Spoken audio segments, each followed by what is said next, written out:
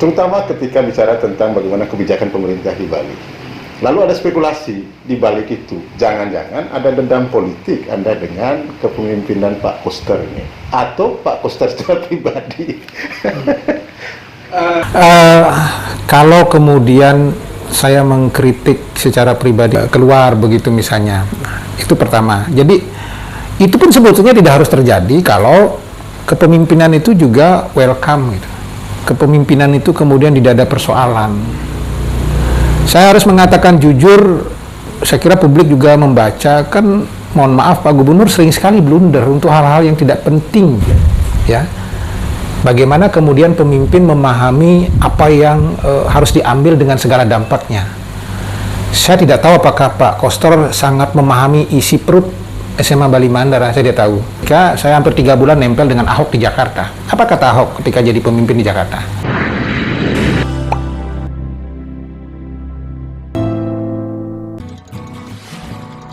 Jangan lupa subscribe.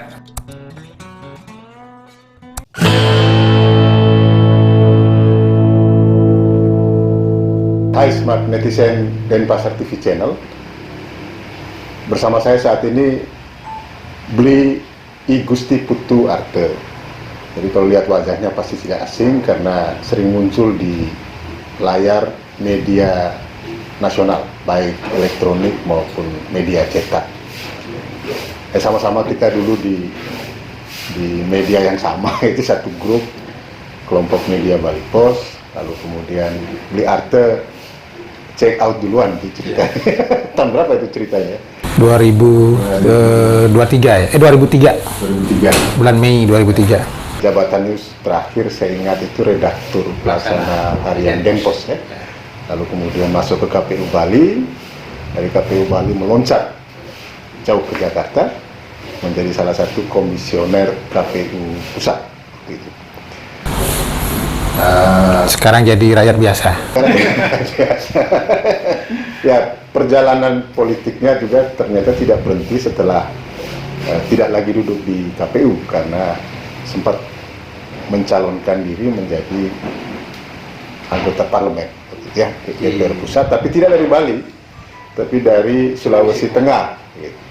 Nah ini nanti akan kita coba korek ceritanya, kenapa tidak maju dari Bali tapi justru dari Sulawesi Tengah. Apakah tidak pede maju dari Bali atau merasa kompetitornya jauh lebih sulit sehingga harus maju di Sulawesi Tengah? Nanti kita dengar ceritanya. Tetapi sebelum bicara banyak hal barangkali dengan Bli Arte, saya kira kalau kita ikuti ya, terutama di medsos.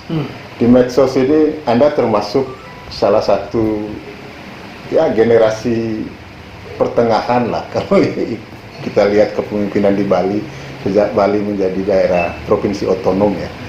Itu termasuk salah satu yang ya kadang-kadang dibilang kritis, tapi ada juga yang menyebut lebih dari kritis gitu ya. Terutama ketika bicara tentang bagaimana kebijakan pemerintah di Bali. Lalu ada spekulasi di balik itu, jangan-jangan ada dendam politik Anda dengan kepemimpinan Pak Koster ini, atau Pak Koster secara pribadi. Kalau kemudian saya mengkritik secara pribadi Pak Koster, tidak pernah.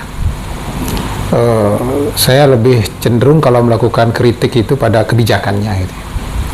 Seperti sekarang kebijakan SMA Bali Mandara kita kritik. Karena memang harus ada kelompok masyarakat yang mengingatkan ketika pemerintah sangat hegemonik, pemerintah provinsi sekarang kan sangat hegemonik ini. Orang tidak ada yang berani ngomong gitu. DPR tidak ada yang berani ngomong 55 itu gitu. Takut semua gitu. Ya mohon maaf, media juga tidak ada yang berani ngomong gitu. Malah lebih banyak jadi jubir gitu. Nah, kan harus ada orang yang punya independensi untuk menjelaskan itu, asal tidak sifatnya sangat personal. Nah, saya kira netizen kita cukup cerdas untuk bisa membaca mana substansi dan mana dendam. Yeah. Kalau soal dendam segala macam, sebenarnya netizen lebih kasar daripada kita gitu. Sampai urusan pribadi keluar begitu misalnya. Nah, itu pertama. Jadi itu pun sebetulnya tidak harus terjadi kalau kepemimpinan itu juga welcome gitu. kepemimpinan itu kemudian tidak ada persoalan. Saya harus mengatakan jujur, saya kira publik juga membaca, kan mohon maaf Pak Gubernur sering sekali blunder untuk hal-hal yang tidak penting. Sering sekali blunder.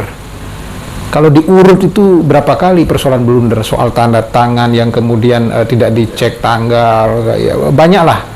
Saya tidak sampai lupa untuk menjelaskan soal statement-statement yang seharusnya tidak muncul dari seorang gubernur kemudian muncul gitu misalnya. Ini salahnya di mana? Nah, maka saya sempat membuat kritik yang agak tegas soal komunikasi publik seorang pemimpin kan. Sempat saya agak tegas. Saya sampaikan bahwa untuk level seorang gubernur jangan semua hal dikomentari itu. Jangan semua hal. Jadi seharusnya gubernur bicara di ruang publik untuk hal-hal yang sangat signifikan, yang substansi. Untuk hal-hal yang teknis, katakanlah misalnya soal surat edaran, bagaimana hotel dikelola, bagaimana hal-hal teknis masalah penanganan COVID, itu cukup level sekda gitu. Karohumas cukup. Maksudnya apa? Kenapa hierarki itu harus demikian? Kalau sekdanya salah, kalau Karohumasnya salah, masih ada yang membetulkan sekdanya. Kalau sekdanya salah, masih ada yang membetulkan wakil gubernurnya. Kalau wakil gubernurnya salah, gubernur yang gong terakhir membetulkan. Tapi kalau yang kecil-kecil ini juga dikomentari oleh gubernur, apalagi kemudian dengan bahasa yang tidak bisa diterima oleh masyarakat dan salah gubernurnya, kan dibully habis akhirnya. Siapa yang bisa meluruskan? Kan nggak bisa ya. Maksud saya manajemen komunikasi ini yang saya kritik. Bagaimana sebetulnya tiap-tiap jabatan itu punya tupoksi untuk menjelaskan ke bawah. Dan ini sebetulnya ketika kritik saya muncul itu kan bagus. Saya ingat waktu itu 4 bulan nggak ada masalah. Rapi. Tapi juga karena mungkin faktor media juga sering mengutip pernyataan gubernur yang kadang-kadang bisa dianggap tidak substansi ya. Iya, tetapi media tidak salah kalau mengutip. Ya kita yang jadi pejabat publik yang harus sadar media gitu ya, sadar kamera, sadar media begitu bahwa ini walaupun sekarang saya berhadapan dengan Bung sekarang hari ini Bung Sam, saya sadar betul ini akan tayang lalu akan disaksikan oleh ratusan ribu orang. Saya sedang tidak berdua. Karena itu apa yang saya lakukan hari ini, saya harus hati-hati begitu ya, agar dia tidak jadi isu yang kemudian meledak dan saya kebetulan nanti akhirnya dibully orang itu hanya karena saya tidak sadar. Maksud saya kesadaran atas ruang komunikasi publik inilah yang harusnya dimiliki oleh seorang pemimpin. Nah, sehingga terpilih kata-katanya, kemudian tepat dia harus mengomentari substansi yang mana gitu, dan termasuk soal kebijakan yang kemudian harus dilakukan. Ya. Pak Gubernur sudah 5 bulan terakhir ini saya kira sudah jauh lebih baik. Jauh lebih baik, artinya tidak ada lagi statement-statement yang meluncur blunder gitu dari beliau.